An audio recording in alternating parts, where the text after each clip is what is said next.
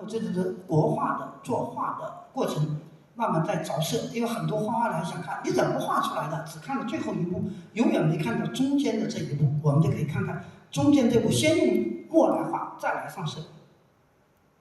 画这个时候也注意起伏、节奏的变化、虚实的变化啊，感召，并没有说把一个局部给它画死，都是不断的给它调整啊，再给上色。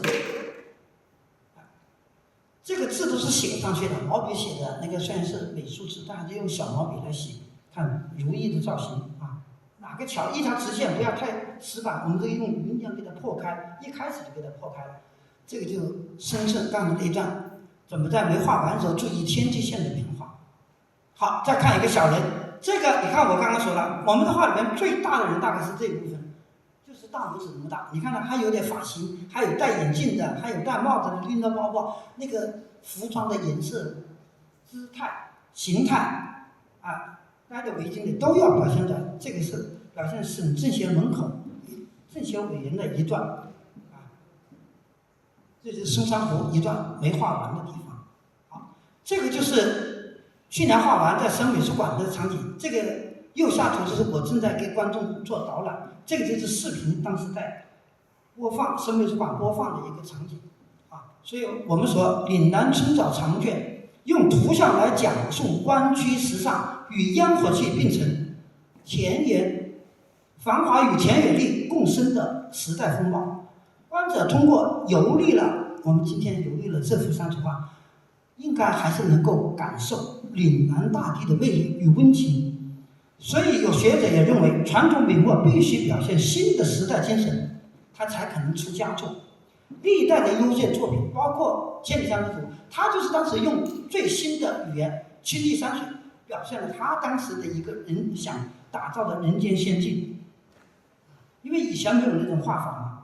这都是如此。著名的国画大家李克养先生，他的山水画，他创造了很多图式、地光法呀什么样的啊。他用他的笔墨语言，他曾经说要为祖国山河来立传，他是个山水。所以笔墨当隋时代是清代画家石涛提出来的。所以我们说时代也需要笔墨，笔墨也应该随着地域，笔墨不能不变。你画北方的跟画南方的还得不一样。那有些人用一个笔墨画南北都一样，那也不行。所以最后我们再总结啊，笔墨当隋时代的诗意转化。一，题材内容我们可以古今转印，比方说古画里边都画些鱼胶啊、耕读啊或者什么样，我们可以画今天的市井的早茶。因为我刚刚放的可能还少了一点市井早茶，但我后来画的别的画里面有啊。诗意表达的场景提炼，可以避开一些很繁杂的具象的细节，而采用虚实来营造。你看我刚才在城市密集上，我也营造了一些，通过虚实营造一些意境。所以地域特色的笔墨适配，你一定要寻找跟你所表现的对象不同，寻找不同的笔墨语言，才能为今天的创作找到一个适配的一种手法吧。所以笔墨应该要鲜活的来传达今天的现实的生活。所以我们说古代的诗意，它有诗意，它的诗意跟今天有点不一样，它可能是道家的仙境，也可能是儒家的山林，也可能是士大夫追求的胸中的丘壑的寄托。而现在的诗意可以存在于人间烟火，人家不承认，因为人间烟火有什么诗意呢？诗意一定是在田园风光。那今天我们观念应该变，平凡的生活节奏中，城市乡镇的几何美学中，我们也可以找到它的诗意。所以诗意又不能等于唯美，那太简单了。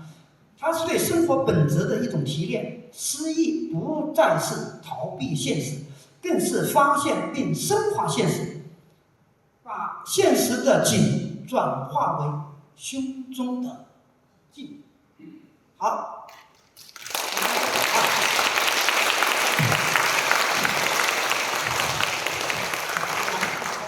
留给一点时间给大家，可以就千里山河图以及岭南春早或者相关的美术吧，当然围绕这两个就不好。我做我的这个我自己的理解，跟大家来交流交换，看看大家有没有什么。好，老师您请先休息一下。我做老师呢，就是能站，站对了就不能好，辛苦老师，谢谢老师精彩的分享。我拿了2本，一个是岭南村长，一个是今年在国家2本，谁发言有点我就可以。好，稍等一下啊，老师以独特的视角，以如此丰富的语音图文资料，带我们领略了千里江山图，还有岭南村长之美，为我们打开了中国山水画的长卷世界。我个人感觉有点像一场超越，老师带我们在一场超越时空的这样的一个旅行，从古到今，特别是深圳那一段画面，那么多熟悉的深圳地标，让我们感觉特别的亲切。它变成了一个活的方式，在中国的